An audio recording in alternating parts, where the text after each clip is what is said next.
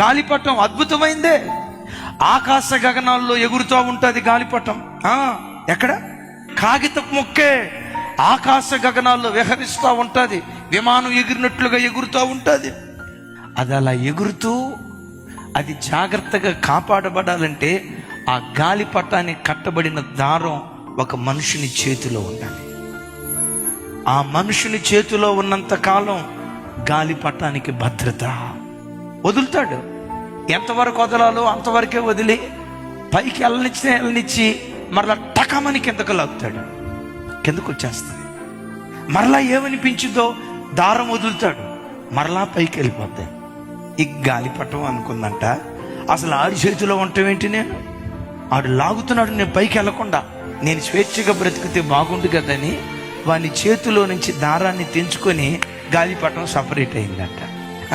వెళ్ళింది పైకి వెళ్ళినట్లుగానే వెళ్ళి ఆ తర్వాత ముండ్ల కుంపల్లో పడిపోయి, ముండ్ల కంప మీద పడిపోయి, నడి రోడ్డు మీద పడిపోయి జనాలు తొక్కుకుంటా వెళ్ళిపోతున్నారు. నేను అడుగుతా, గాలిపటమా ఇప్పుడు ముండ్ల పొదల్లో చిక్కుకొని ఎందుకు చిరిగిపోయావు? ప్రజల కాళ్ళ కింద వేసి ఎందుకు నువ్వు తొక్కబడ్డావు? ఏం చెప్తారో తెలుసా? నా యజమానుడి చేతిలో నుంచి దూరం అయిపోయానయ్యా, స్వేచ్ఛను కోరుకున్నానయ్యా. నేను ఎలా బ్రతకాలనుకున్నానో అలా బ్రతకటానికి ఇష్టపడటాన్ని బట్టే నా బ్రతుకు ఇలా బుగ్గిపాలైపోయిందని వేదనతో అది పాఠం చెప్తారు. బిడ్డలారా, ప్రతి విషయమై నీ భర్త నిన్ను గద్దిస్తున్నాడా? ప్రైజ్ గాడ్, ఇలాంటి భర్తను దేవుడు నాకు ఇచ్చినందుకు దేవా నీకు స్తోత్రం. మాయ్ చున్నీ అట్లేసుకో, సరిగేసుకో. ఏం జుట్టు ముందుకు ఎట్లా అంటున్నావు?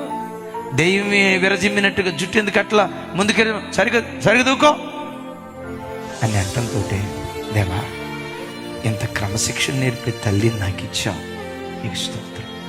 ప్రతి విషయంలో పద్ధతి నేర్పే అమ్మనిచ్చావు, నాన్ననిచ్చావు, నీకు స్తోత్రమని ఆ క్రమాన్ని నేర్పే కుటుంబంలో బ్రతకటం ఒక ధన్యకరం.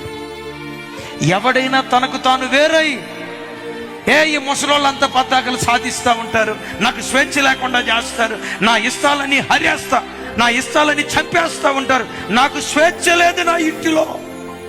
స్వేచ్ఛను కోరుకొని చిన్న కుమారుడు వెళ్ళిపోయాడు.